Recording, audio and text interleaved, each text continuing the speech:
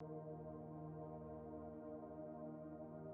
the beginning of the movie, Jim kind of doesn't realize that his circumstances are fine and that he's the best he could be. So like I wanted the colours to be as bright as possible and it to feel summery and just to feel in a good place. And by the point where he feels he's cool and he's not, all the colour to drain from it. It's about a kid who's kind of depressed and doesn't really know where he fits in life and wants to be cool. And then this American guy turns up and makes him cool. But there's like a price to pay.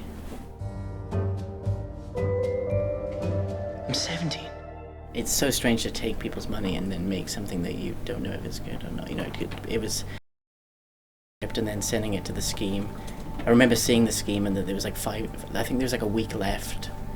And I had this idea for, it's weird, the idea came from an Eminem lyric in one of his songs that says, "Best believe somebody's paying the Pied Piper." And I just became like fascinated with the Pied Piper story about this guy essentially helping somebody with no reward. So yeah, I kind of had this idea of bringing an American to my hometown to help somebody with no reward. And yeah, wrote that in like 5 days. It made no sense. And then sent it to the scheme. Somehow they, put me through to the next round. And then there was like 3 or 4 months of like redrafting and doing these schemes and stuff. It was really cool. Maybe you just need to man up a bit. Stop being a little bitch. There had to be a lot of prep for it. I mean, we couldn't really have much prep time with HODs, but on my own time, I suppose I prepped as much as possible just because I had very limited days to shoot the movie.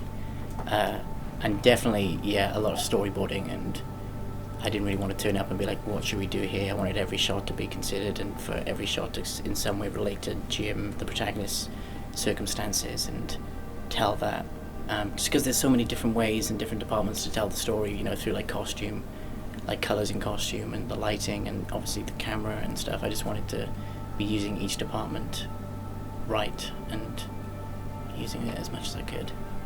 The key is to be mysterious, but also open. Hey girls. Oh, what are you doing here this time? Buying food.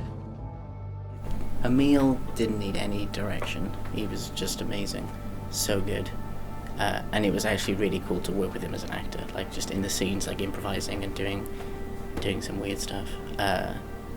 But yeah, there was a girl called Charlotte Randall who I hadn't acted at all before. I cast her because I went to, she was in the school that I used to go to, and she just seemed so nonplussed and fed up with life. And then when I went back, she'd been expelled, so she was definitely, she had something figured out. But yeah, she was very good. She was just very deadpan and kind of, I love the movie Ghost World, and she kind of had that kind of vibe to her. Harder.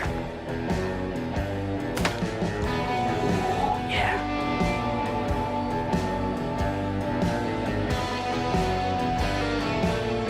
The big thing that I learned actually was that to not bring too many people into the room. Like writing, in the writing process, but mainly the editing process, and in general, like the whole journey.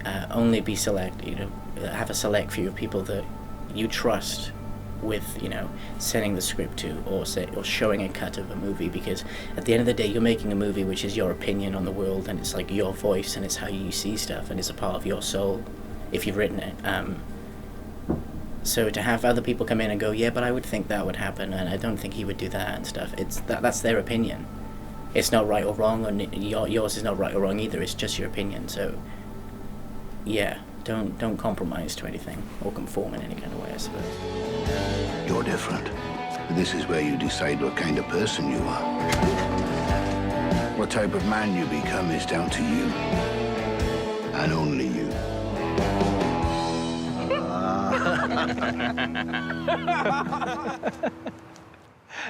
Here, come on, laugh.